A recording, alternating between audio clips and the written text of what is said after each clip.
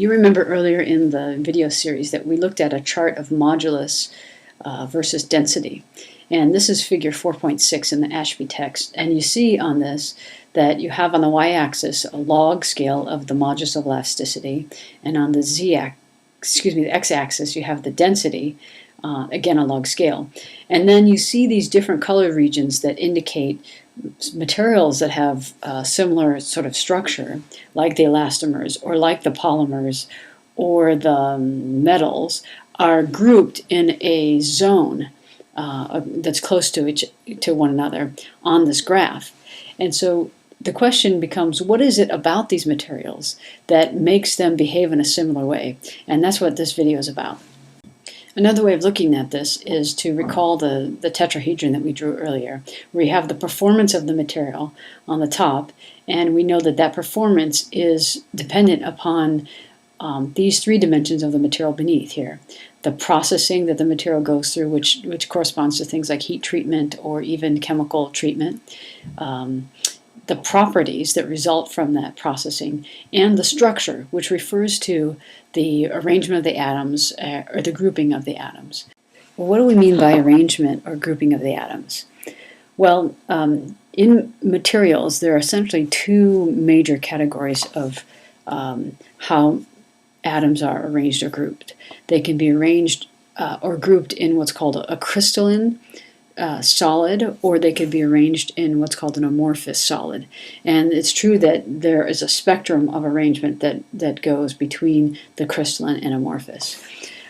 If you go to Ashby and look at page 451, you'll see in figure 19.1 a picture of how the microstructure or arrangement, or the atomic arrangement, is correlated to properties of the material and different length scales.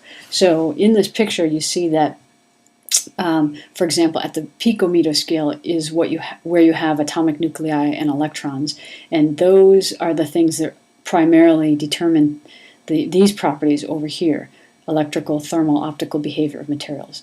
And you can see going up in the scale from there you have crystal packing or atomic arrangements. Going up larger, you have aggregates of atoms inside of grains, and these grains have in common the same arrangement of atoms. This is for crystalline materials, which are primarily metals.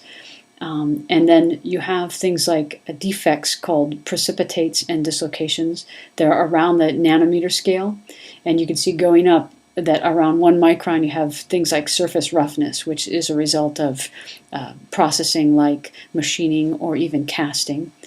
And then larger than that you have cracks. And you can see up in here is where we primarily have the metal products. You know, something like a road and rail transport occurs at the roughly 1 meter scale. And then down here you can see that these properties actually correspond to these different length scales and these different features. Now in the next page, figure 19.2, page 452, they show the same thing for ceramic materials. And as you can see, ceramics have a slightly different microstructure.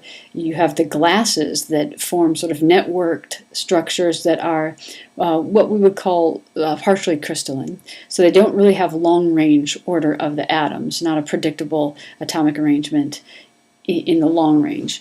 But in small regions, the atoms are arranged in sort of predictable ways.